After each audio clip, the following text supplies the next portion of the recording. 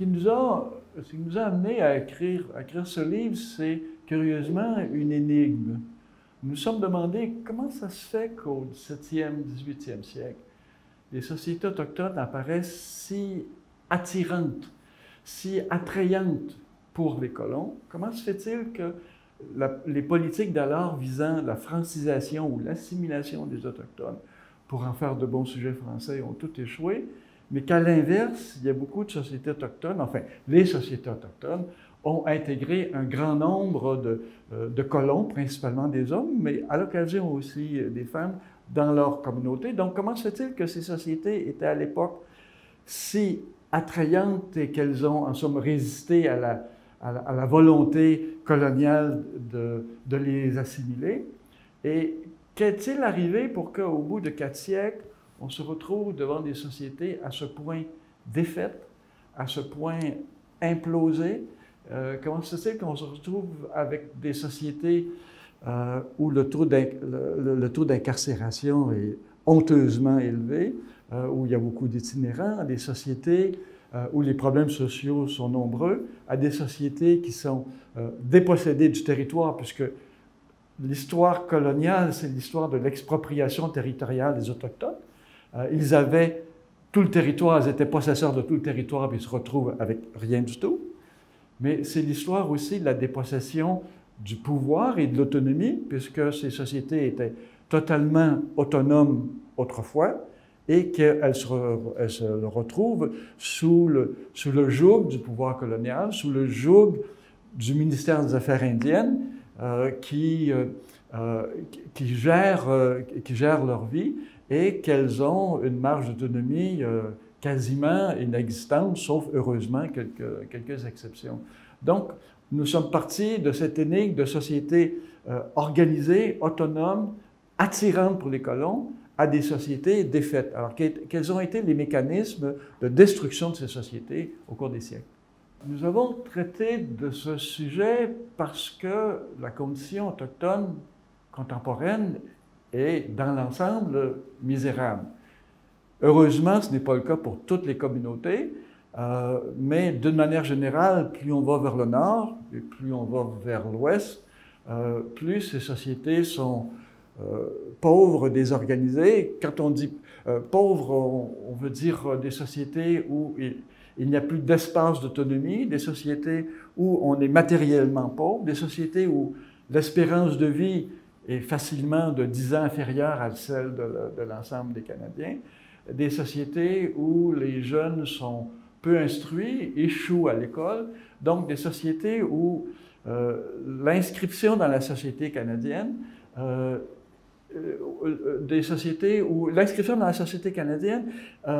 est un échec, et des sociétés pour lesquelles on pourrait dire, malheureusement, il n'y a pas d'avenir, il y a surtout des problèmes sociaux. Alors, on a voulu donc retourner derrière et voir ce qui s'est passé dans une perspective de décolonisation, c'est-à-dire que si ce que l'on observe de difficile et d'inacceptable, de scandaleux, résulte du rapport colonial, il faudrait bien penser à des manières de sortir de ce rapport colonial pour que les Autochtones, d'une part, gagnent de l'autonomie et qu'il y ait aussi une reconnaissance nationale des Autochtones. C'est une chose qui nous a à la fois surpris, c'était de voir comment les sociétés autochtones fonctionnaient selon une logique qui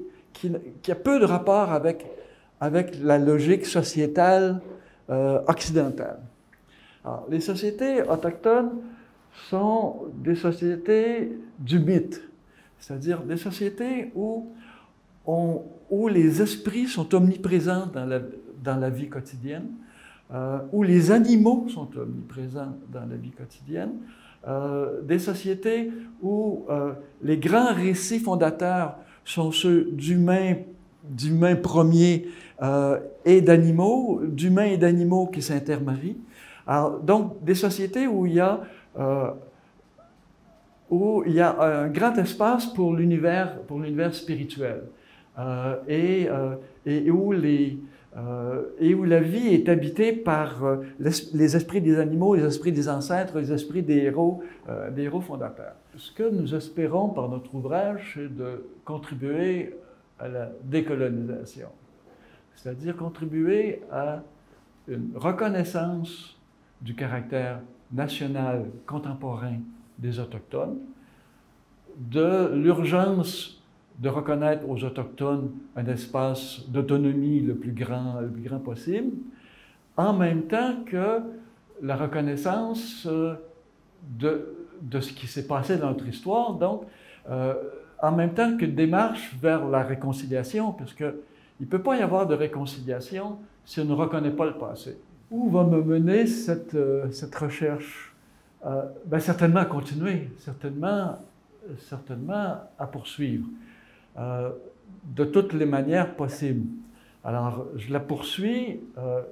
d'une drôle de manière, on pourrait dire, dans l'immédiat. Je la poursuis en travaillant à la reconnaissance, en travaillant à obtenir du gouvernement fédéral la reconnaissance d'une communauté autochtone oubliée, les Algonquins ou Magua de Trois-Rivières, qui sont une communauté qui était là au XVIIe siècle, et qui, d'après les documents fédéraux, serait disparu fin 19e siècle, enfin d'après les documents fédéraux, au sens où les gouvernements fédéraux n'en parlent plus, c'est comme s'ils n'existaient pas. Mais cette communauté s'est maintenue, disent-ils, et il me semble bien au fur et à mesure que je travaille avec eux que c'est le cas, c'est-à-dire que cette communauté a gardé des traits caractéristiques des communautés autochtones,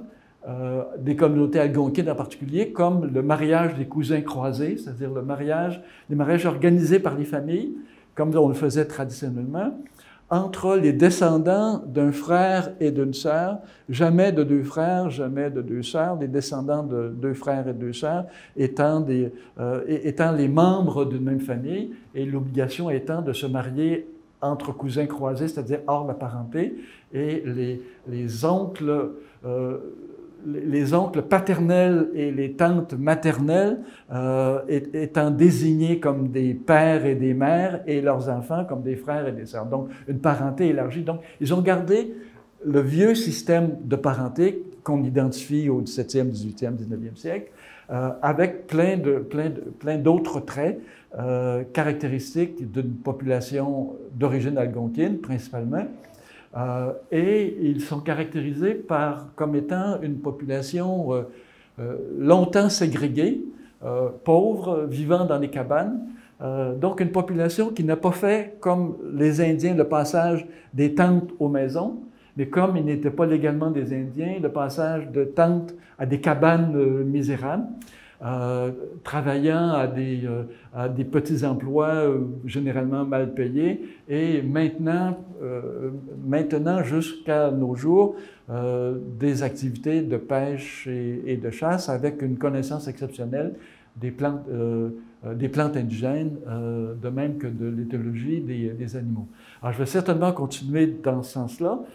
J'aimerais bien aussi,